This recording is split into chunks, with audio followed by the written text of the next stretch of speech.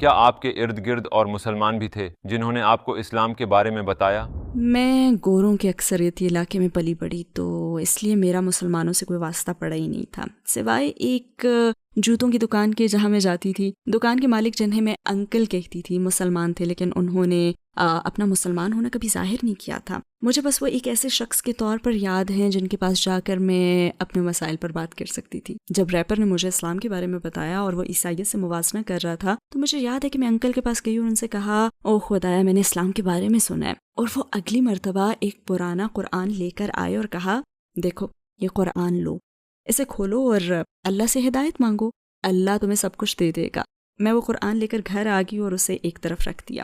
میں بس اسی طرح جیتی رہی، یعنی باہر جانا، پارٹی کرنا اور اپنی زندگی میں مگن رہنا۔ تو اس وقت مجھے قرآن دیا گیا اور میں نے دعوت کو کچھ قبول کرنا شروع کر دیا تھا، لیکن پھر بھی میں اتنی بڑی تبدیلی کے لیے بالکل تیار نہیں تھی۔ میں اب بھی پارٹی لائف سٹائل کو انجوائے کر رہی تھی، تب بھی مجھے میوزک میں کافی دلچسپی تھی، اس لیے میں یہ قدم نہیں اٹھانا چاہتی تھی۔ حالانکہ میرے اس یقین کی تو شروعات ہو گئی تھی اور اس وقت مجھے بھی یقین تھا کہ یہی سچ ہے۔ اسلام قبول کرنے کے حوالے سے آپ کے لیے ٹرننگ پوائنٹ کیا تھا؟ مجھے یاد ہے ایک دن مجھے فون کال آئی، کسی نے مجھ سے کہا کہ تمہیں اپنے والد کے فلیٹ میں جانا ہوگا۔ تو میں نے لندن کی جانب سفر کیا کیونکہ میں 6 میں تھی، اور وہاں پہنچ کر ان کے میں فلیٹ گئی تو میں نے دیکھا کہ ہر جگہ پولیس ٹیپ لگی ہے۔ میں نے فلیٹ میں جانے کی کوشش کی لیکن انہوں نے مجھے روک دیا، تو میں نے ان کے فون پر کال کی جسے کسی اور نے اٹھایا۔ سبحان اللہ، کسی نے جواب دیا، معذرت۔ میں نے پوچھا آپ کون ہیں؟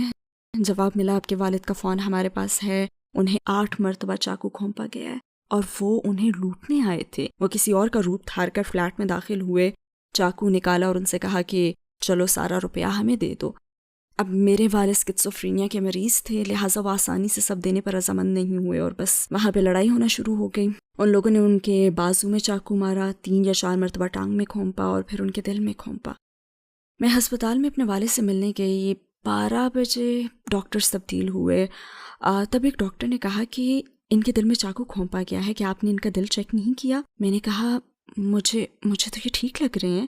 انہوں نے کہا کہ نہیں، ہمیں ان کا دل چیک کرنا ہوگا۔ اور جب انہوں نے ان کا دل چیک کیا تو اس میں سوراخ تھا، اگر انہیں پتہ نہ چلتا تو اندر خون رستا رہتا اور ان کی موت ہو جاتی۔